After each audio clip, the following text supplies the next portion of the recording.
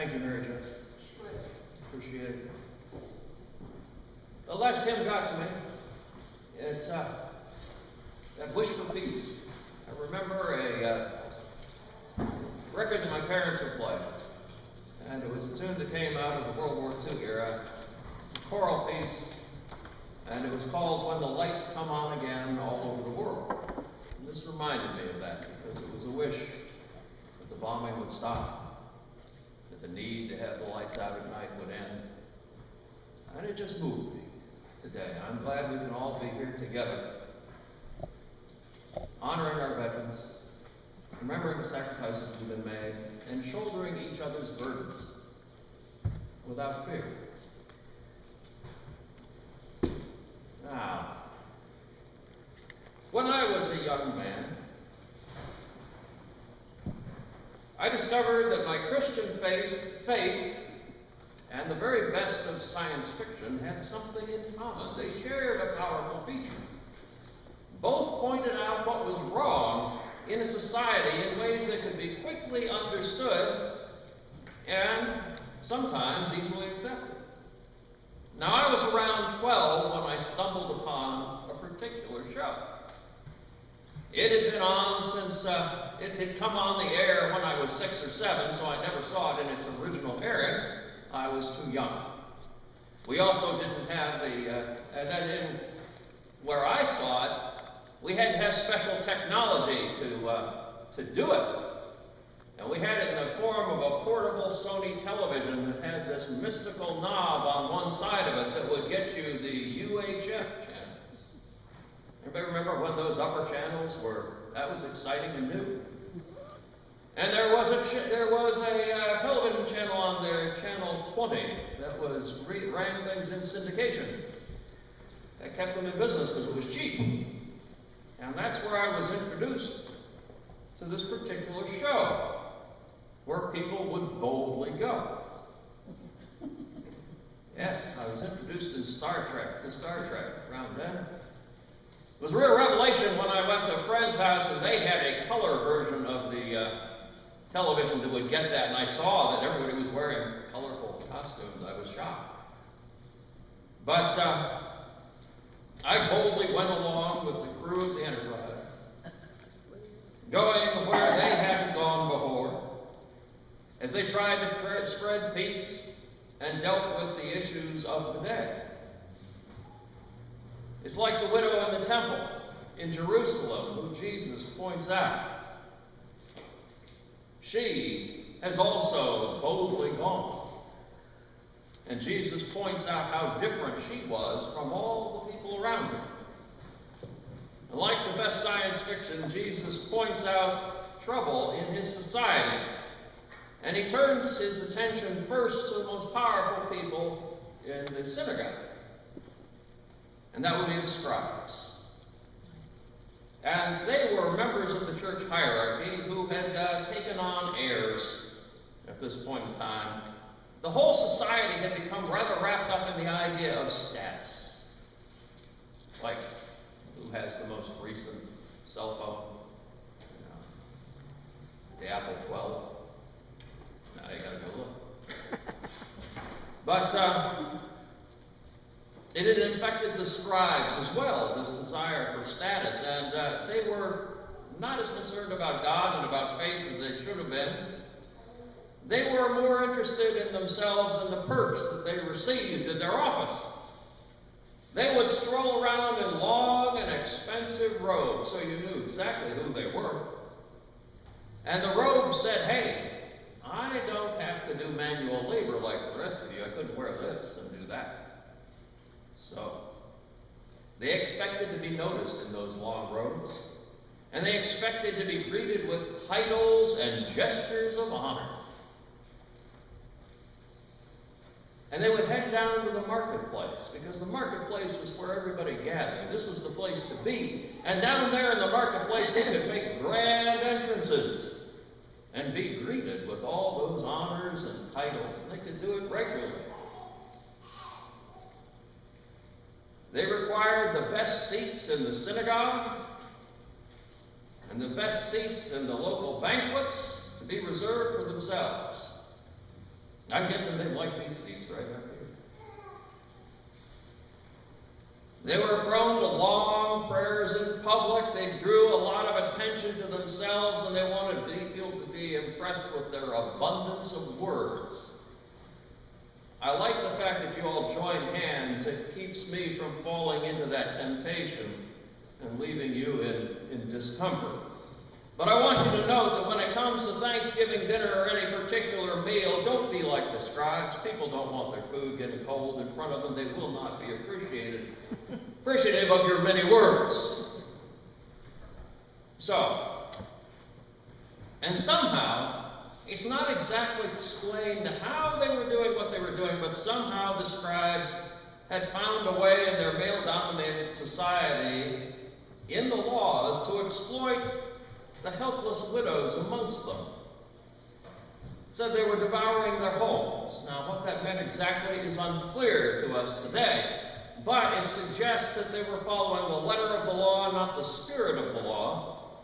They weren't helping the poor and the helpless, but they were treating them worse than a tax collector might be expected to treat somebody, and that's pretty shocking in this society. Now, Jesus brings up this in the tradition not only of the best of science fiction, but in the tradition of the prophets who spoke truth to power, always. There's a long, lamentable history of people of influence getting lost in their power and their trappings and forgetting they were here to serve God and humanity, and instead taking on heirs. This is definitely not boldly going in any new direction. Instead, they are stuck in a tired old rut. Now Jesus turns his attention to the congregation and to the widows. Jesus does not rebuke the people for their giving. Jesus did not do that. God blesses all who give. But the richest amongst the folks in the congregation had taken on the infection of social status, and they were giving large amounts of coinage. They could afford it, but they were doing it not for their faith, but because you put your money into metal alms boxes. And if you had a lot of money to put in there, it would make a big noise, and it would draw everyone's attention, and they go, ooh, look at that. And you'd be raised in social status.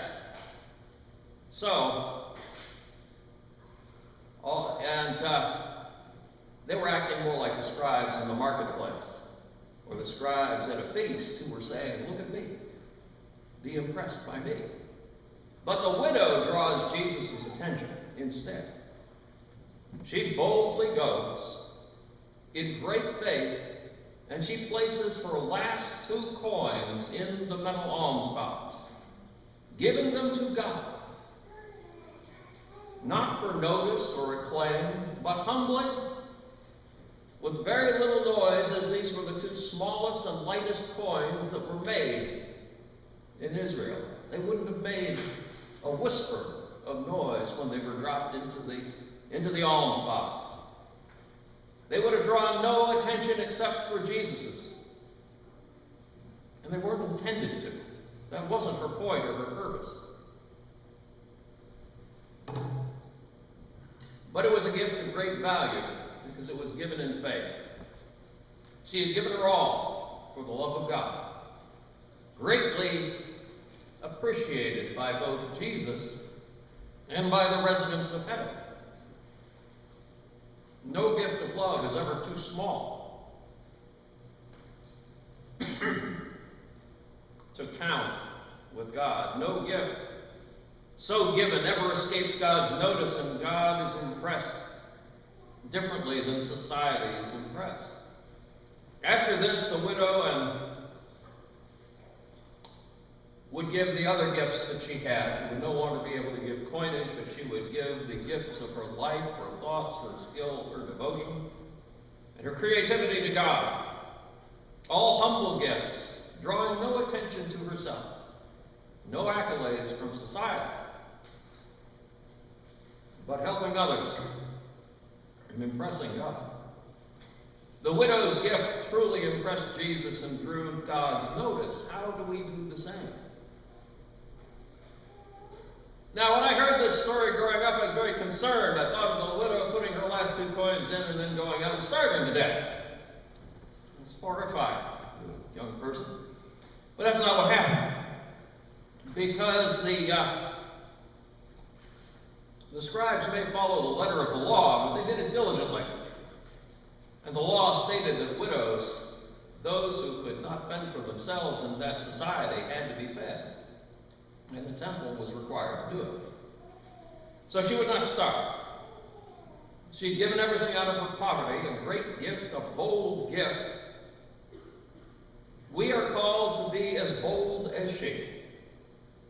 The Bible reading gets us to focus on ourselves, on our giving, our stewardship, our motivations. It calls us to be not like the scribes or the congregants focused on impressing each other. How best to impress the society they lived in? No. Instead, we're called to focus on our faith, on God, on the direction we're pointed to by Jesus through the widow's actions. How can we be good stewards? The focus is on giving in a great number of ways. Of course, we give of our material blessings, as God has called us to do, looking toward the 10% tithe as a goal either to aim for or to exceed, depending on our circumstances. But we're also called to boldly go in new directions as well. We are called to be generous with all of our God-given talents, and they are many. And generosity is like a muscle. The more it's used, the stronger it gets, and the more you want to use it. So true generosity of spirit draws people in. For example, if you're a generous spirit, your children will want to be generous like you. Others who know you, others in your family, your friends will be impressed. And they too will want to follow in your footsteps. True generosity rises above race or creed or age or economic status. It takes many forms. Care for the earth, so that our faith will extend down through the generations beyond our earthly lives, giving to those who we don't know and never will, is one way to be generous. Generosity transforms congregations to communities focused not on status or appearance, but on faith like the widow's faith, truth like Jesus's, honor, justice, virtue, encouragement, praise. It's the work of a lifetime, and it brings about wonderful results. God has called us out, calling us to boldly go, as the crew of the various enterprises have gone over the past half-century and more. Like the crew of the Enterprise, we're all called to go together. Stronger when we're together than we're apart. Don't put on a red shirt and wander off into the landscape. That's a good way to end in Star Trek, especially if you're not named. Let's stick together, men and women alike, all races, all nations, different backgrounds, cooperative, together, and strong. God calls us to be the church that could be, as Star Trek called the world to be the world that it could be, a better world, and for us a better church, one worth working for, with virtues worth maintaining. We must prayerfully decide to go with God, making sure that we don't end up in the scribe's rut, focused on ourselves or our appearance, rather focused on God and humanity and service, pointing others to God. We do have a budget shortfall, even with all the generous giving and with the rent that we collect from our wonderful renters. One way to remedy this is getting more people in the door. That sounds simple enough. But there are steps that we can take. As I've said in the flare, I'm looking for a small communications team, versed in social media. I know you're actually out there. I do.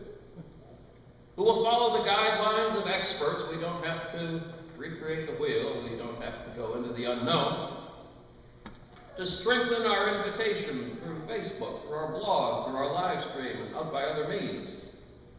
Finding more ways to call people in. Ways that don't cost in money, but cost us in time and talent and effort. We need to continue our outreach into the community beyond the many ways we already do it. For instance, I'm looking for a team who will be prepared for the Martin Luther King Day of Service this coming January. Providing instructions to others in the community, serving them in any number of ways that we can choose from. I have a great many. It includes healthy eating, school drives, and a great deal more that you can choose from. We can find creative ways to raise funds for this beautiful old building, this 131-year-old gift that has been left to us by the generosity of those who came before us, and we can leave for generations to come. We're looking to be bold like the widow in all forms of stewardship, using our treasure, time, talent from each and every one of us, just like the crew of the Enterprise. Working best when we're all working together, all joining in the effort, every contribution helpful to the end goal, and all of it done in faith in God. So take time, prayerfully mull over what God and with God, how best you can do that, how best you can be generous, how we can all boldly go together, how best we can reflect the humble widow. A great deal depends on what we decide. And the best surprise for all of us, for every church, is that every church that joins together in this way, every church that works on generosity like the widow's generosity, comes to feel more like home for everyone who comes. And it's a place that people are drawn to again and again and again. Let's pause for a moment of silent reflection.